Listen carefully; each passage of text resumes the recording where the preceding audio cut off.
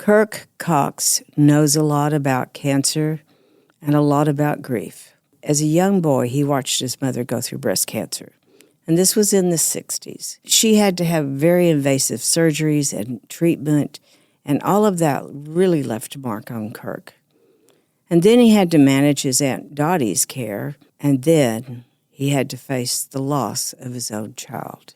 Listen to Kirk talk about his experience, about how he has handled his own grief, and about how it is a lifelong process. When you subscribe to our show, you help us grow. Someone you know may need to hear this story, so please share with your family and friends. And consider supporting our mission. Your donation can help save the life of an uninsured woman. Let's talk about your breast. A different kind of podcast presented to you by The Rose, a breast center of excellence and a Texas treasure. You're going to hear frank discussions about tough topics, and you're going to learn why knowing about your breast could save your life.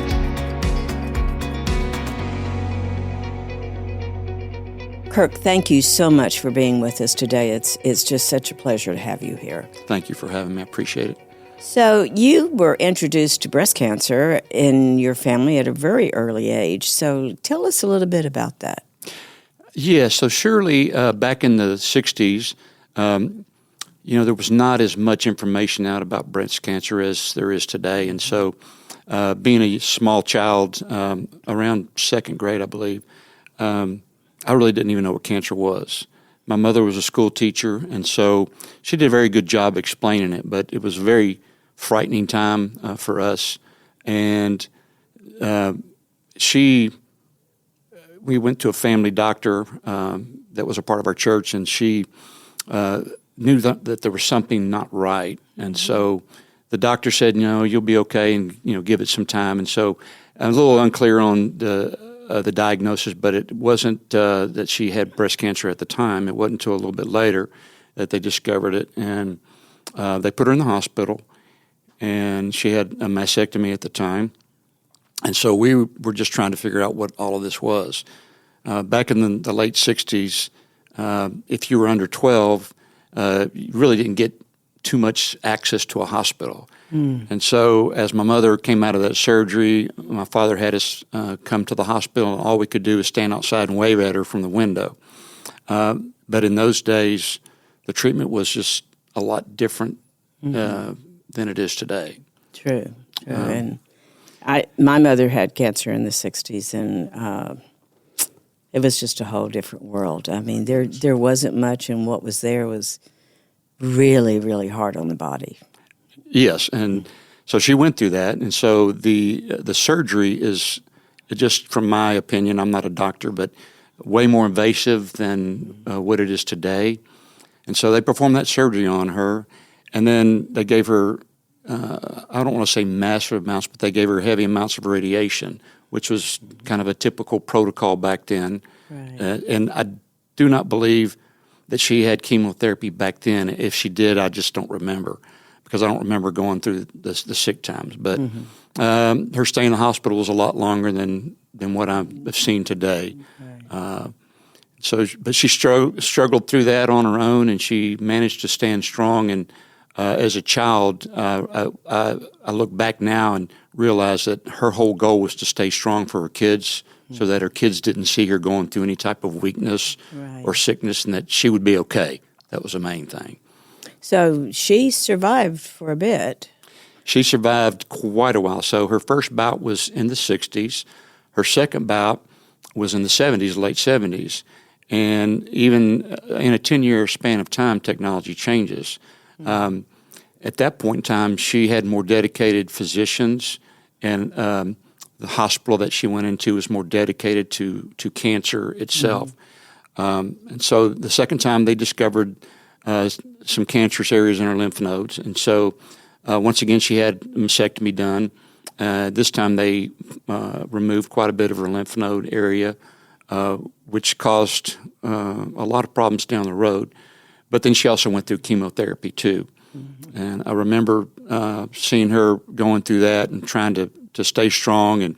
But I was old enough to understand that she would get sick, and she did, but she struggled through it and did very well with it, and literally was cancer-free for a number of years.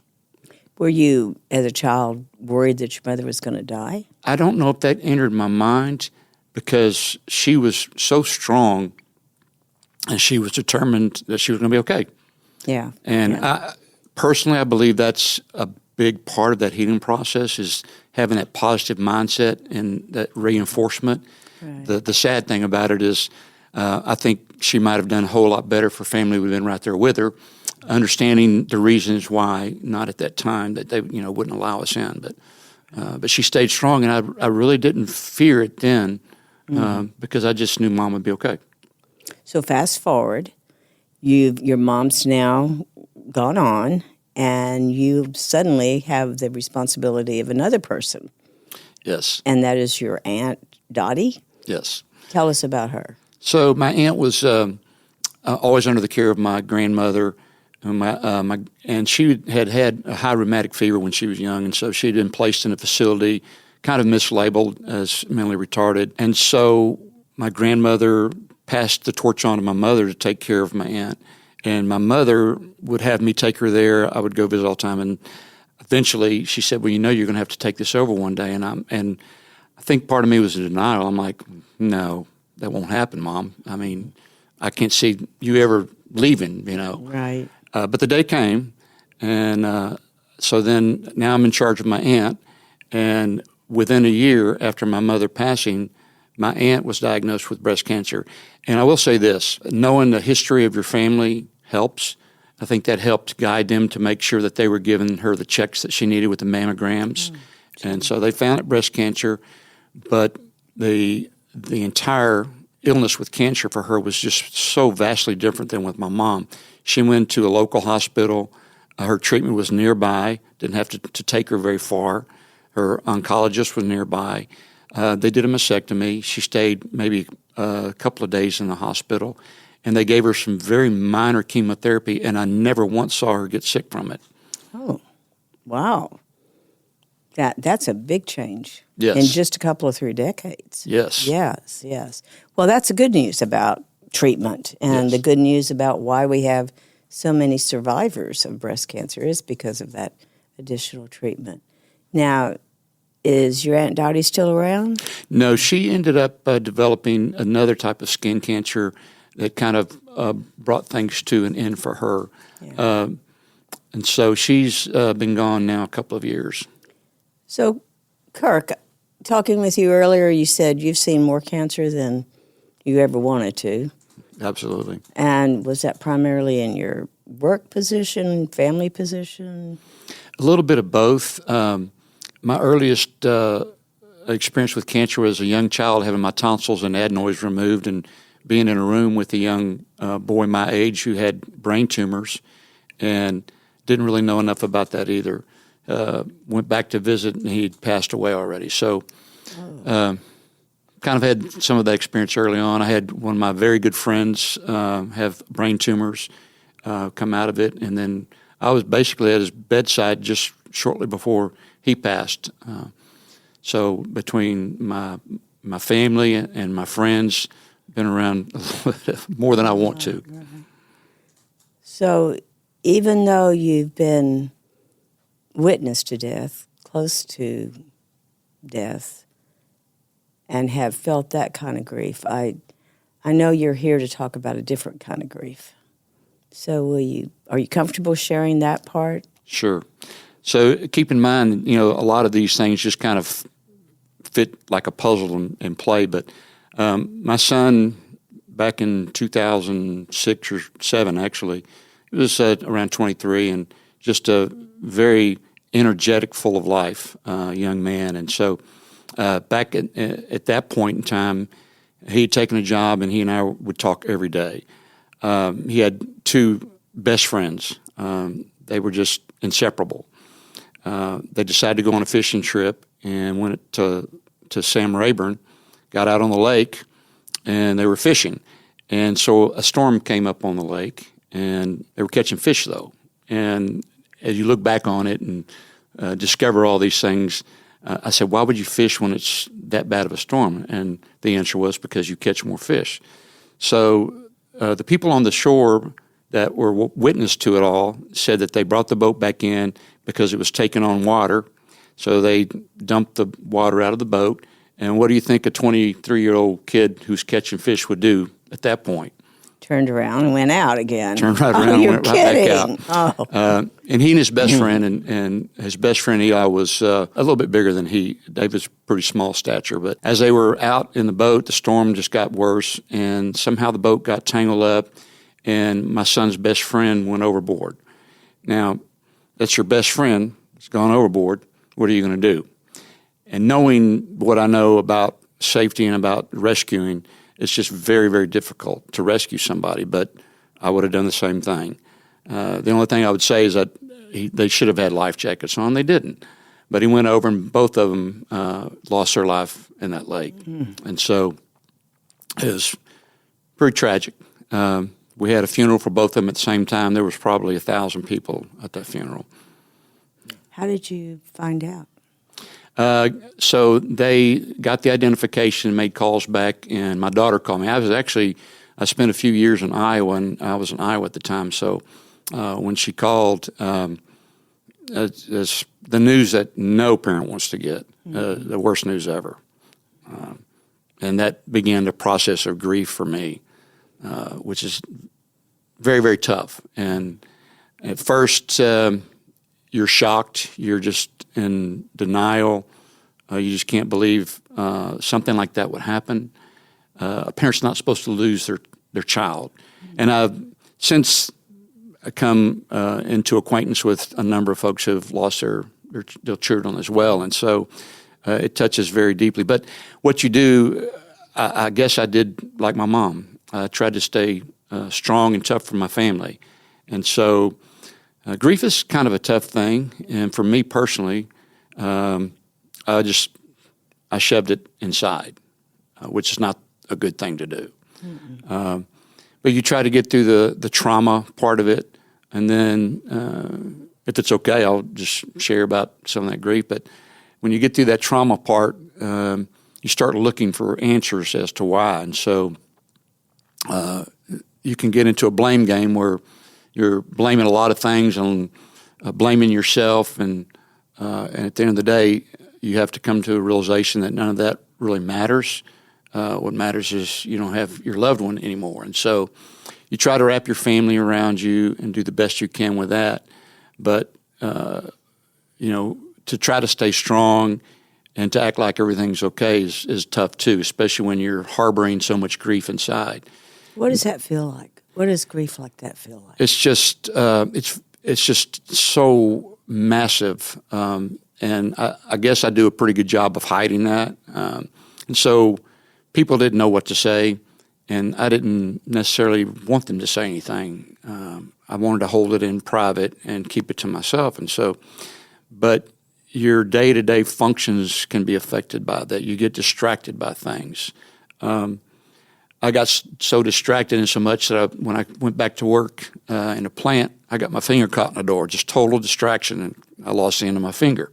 So, but you're a safety. I'm a safety engineer. You're the person looking for all those kind of things, right? Yes, and so for that to happen to me, and at the time, I would never have admitted that it was a distraction, but when I went back and looked at it, it was truly a distraction. How long was that time before you could go back and look?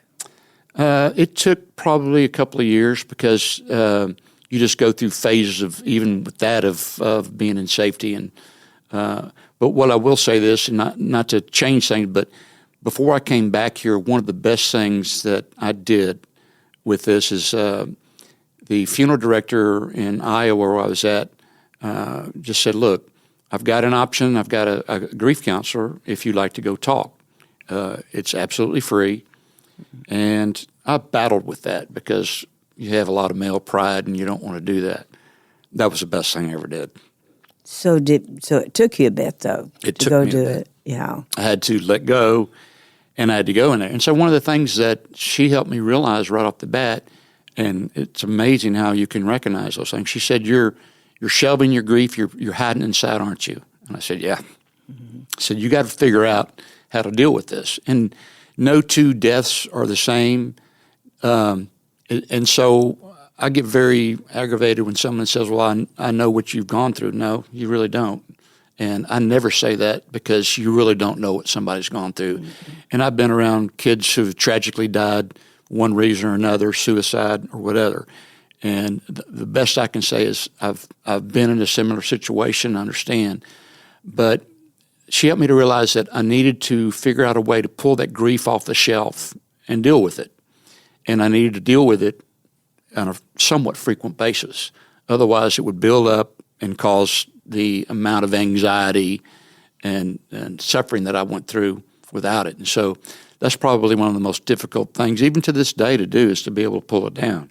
So, you mean it's still sitting on the shelf at times? Oh, yes. Oh, yes. But I talk about it a lot more freely now, but it's amazing because all it takes is one song, one picture, one memory, and then the tears come. Then you're back. Mm-hmm. So it's a tough thing, but I will say this: learning to deal with it and involve people that love you helps. Important. Are you back at the moment you heard that David was gone? Or are you back in that moment of when he was alive? So sometimes I prefer not to dwell upon his accident or him not being here anymore. What I do is I go back and look at the times we spent together. I go back and look at the last pictures I have of him, the last family trip that we had together, and he was feeding a deer out of his hand. Things like that. Yeah. But you miss him. Oh, yes. So and I'm fascinated by what your counselor told you about. You have it on a shelf, and you have to take it down. Did you physically image that, or how did you do that? How did you take it off the shelf? Well, I had to just pull it off and deal with it, and that meant a lot of tears, a lot of crying, a lot of just battling through that, the rough spots together, and then coming to the grips that I've got to find the positive in it. And Mama taught me that. My mother taught me that, especially going through cancer, and always try to find good in it. Mm-hmm. And so that's been the struggle of my life, is finding the good, because it makes no sense as to why it would be good that you don't have your child with you anymore. Mm-hmm. Has it helped me as a person to be a little bit better? Yes. And one thing I will say about this is my son, he was a junior, by the way, so his name was Kirk as well, but we called him David. He was the most happy-go-lucky kid you'd ever know. And I remember he would get mad at somebody or something, and then within a day or so, it was like it never happened. He had washed it all away, best friends again. And so that was the thing that struck me the most with his passing. And I told my family, I've told many people this: don't let anger, don't let these misunderstandings get the best of you.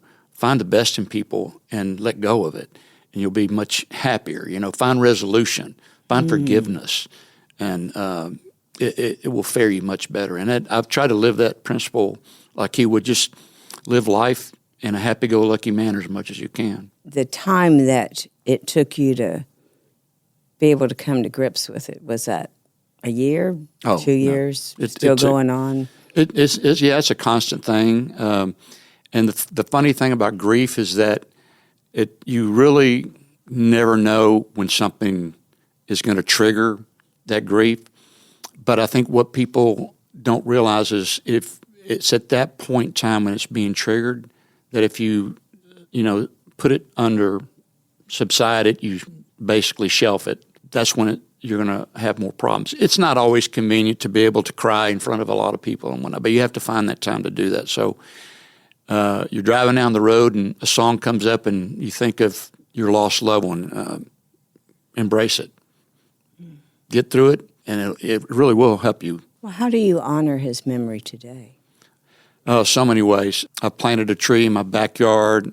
I have some of his things that he had that for the first time since he's passed away, I performed a wedding for some very good friends of mine, and it was just the right time. Can't explain why, but he had some puka shell necklace, and I wore it for the wedding in honor of him. Oh. And I've never done that. Oh, interesting. Yes.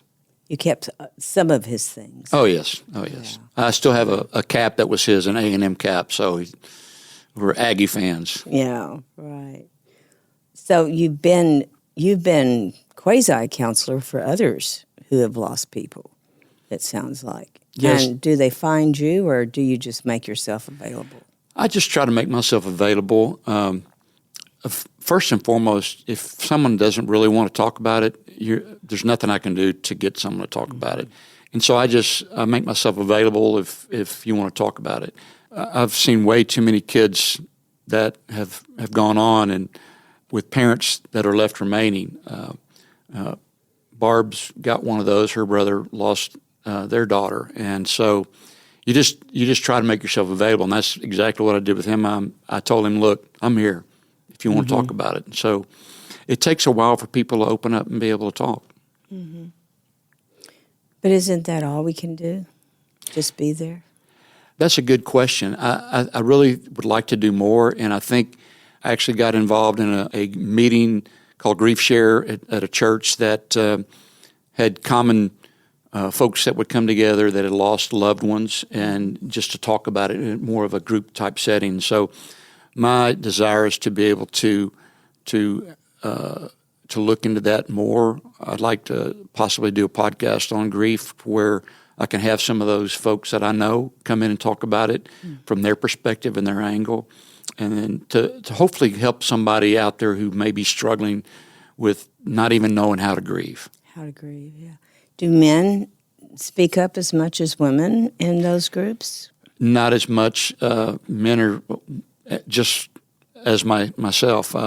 Just it's harder. You want to try to be tougher, and so it's very hard to get most men to open up and talk about it.